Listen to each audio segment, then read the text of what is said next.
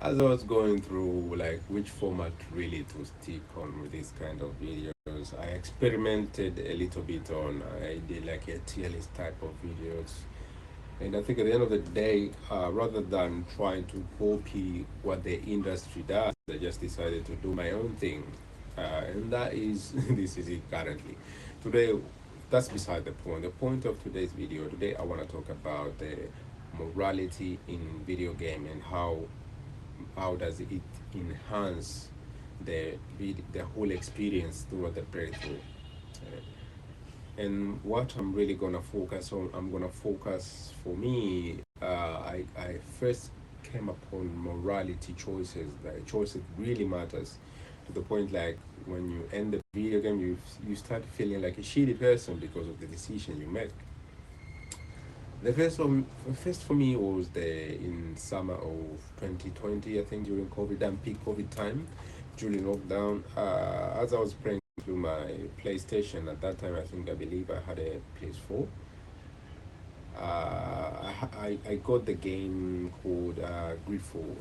With GreedFall morality, what I really tend to remember and what really enhanced my experience till this day, I still remember, I vividly remember the quest, even though I haven't played the game for over 6 years, because this is 2020. The quest for me, first of all, let's talk a little bit about Gridfall. Gridfall is about a video game where you are cousin of the governor. Your cousin has been appointed the governor, and then you accompany him to the colony in order to establish connections. And you are basically what they call them is you are basically an ambassador. In their terms they call him a legat.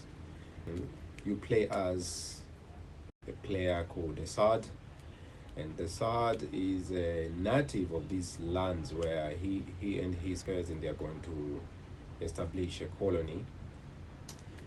So the game is basically have like a interweaving conflict, political. There's like spiritual stuff in there. Now the really quest that really caught up to me, and until to this day I still remember. I vividly remember it. It's the quest with Doctor Asili. Doctor Asili. He was not a native from that land, obviously. He was doing like horrible experiments on these people, like the Nazi kind Germany kind of experiments, human experiments, torture and all that. To He was trying to find a cure for a disease called Malikov. But then the name of the quest is in the name of science, and then it has like a chain quest which you lead to the quest about Dr. Asili. And Dr. Asili, if his name is a bit silly, Dr. Asili, you get to decide. It's either after you course him, do you either to submit him to the council, then he get legally charged, or leave him be, or you can still try to just kill him. In which, if you kill him, all the things you experiment, all the people you experimented on, and everything else, it's just like it was all for nothing. Now you're given a choice either to let the by letting him leave you basically, I think you basically like let those people who have been tortured, their lives to have meanings. Mm. Even though he does trick you, he tells you like if you kill him, they won't find you a cure for the disease. But spoiler alert, gameplay, it has other ways for you providing with that path. So like that quest alone, to this day, I still like vividly remember it because of that. Mm. For me, that video game, its mechanics, it's a bit subpar. It's not really like I would say like a good video game, but I would say it's an maybe an 8 out of 10, maybe around 7.5. I would give it that much. Hmm.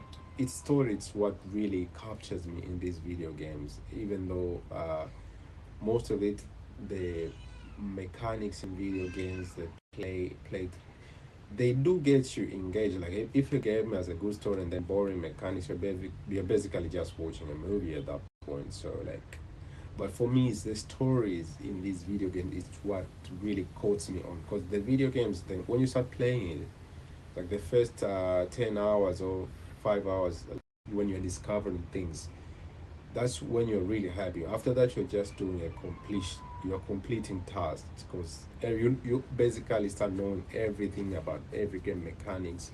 So at that point, I think like you need a story to still catches you on up. Uh, so that for me, GreedFall, very good video game. I recommend you playing it.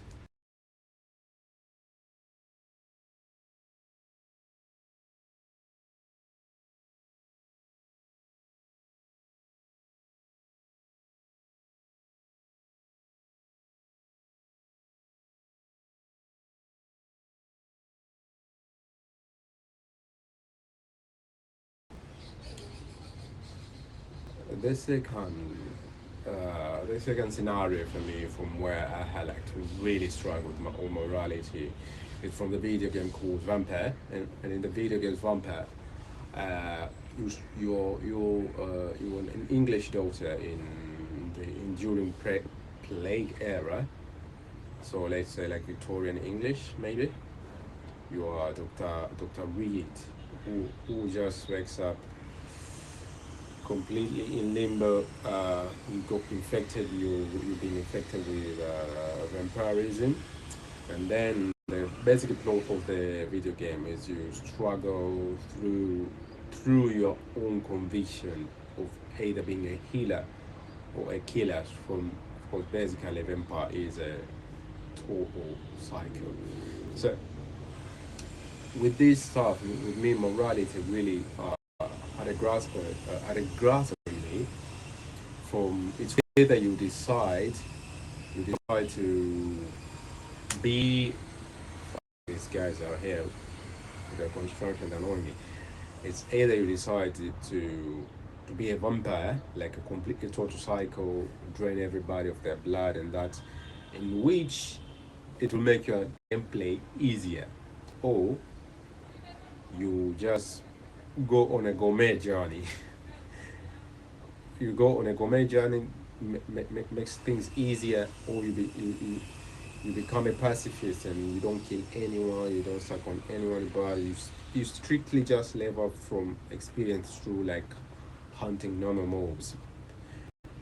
For me, that also was it was a bit of a it's very memorable game for me, that one.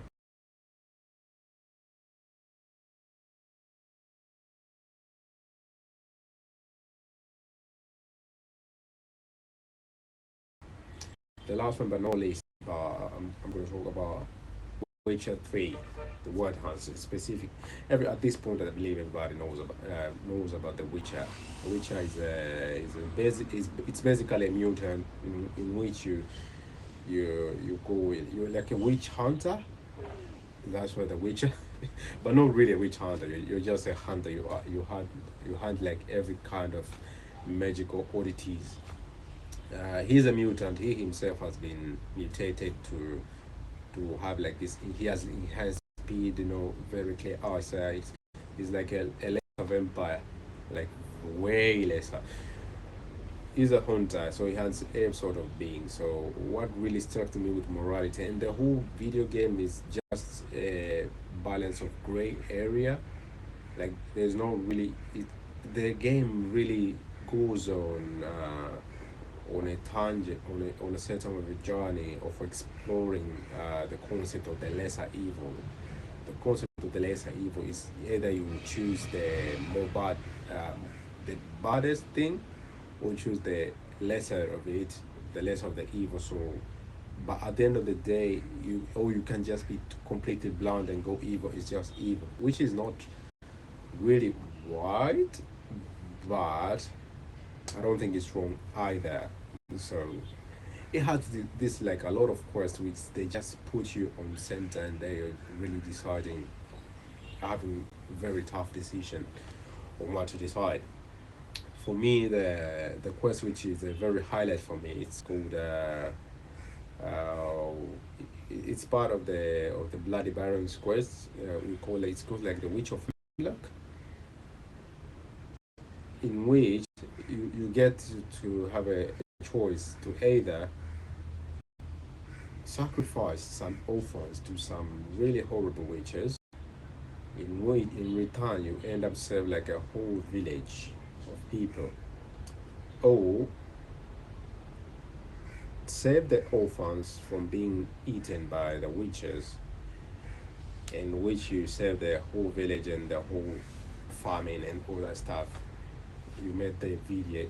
You basically choose like the less of two evils, in which like, and down the line it has like more repercussion from that single choice. So like I'm not gonna say much because it's gonna be like spoiler, even though it's a very old game. It's almost 10 years now. No, it's 11 years. I think it's released in 2015, so it's 11 years. But that's the bit. I don't want to ruin on anyone's journey from this game, because these videos sometimes they just go, the algorithm just recommends to you, and then you start watching a creator, and then he just blots out the ending of a video game, and it just ruins like the whole experience for you. I mean, you can stop yourself from watching these kinds of videos, but at the end of the day, it's all just for entertainment purpose. So like, back to the topic. For me, like morality in video games, it's really enhance the experience, rather than just having like a gung ho video games and where you just go and kill stuff, and the story is completely meaningless. Some people do like that. They like the game playing aspect of the gameplay. For me, I believe like story is also, it's 50% of the game, because they like a good game with good mechanics. Video games boring, I might as well just play Mario Kart or something, in which you just get in there, plug in your brain, and then you just go through the motion. Yeah, that's it for me. I just wanted to have like I believe like this topic is a bit it's fun for me, because that it was when I realized like the story really matters in these video games. Because before that I was just mindlessly playing video games. My games which I played prior to these ones were GTA 5, and maybe basically the GTA series and sports game. That's it. So like when I started playing these kinds of games, that's when I really started like completely get immersed in video games. Peace out, mon ami.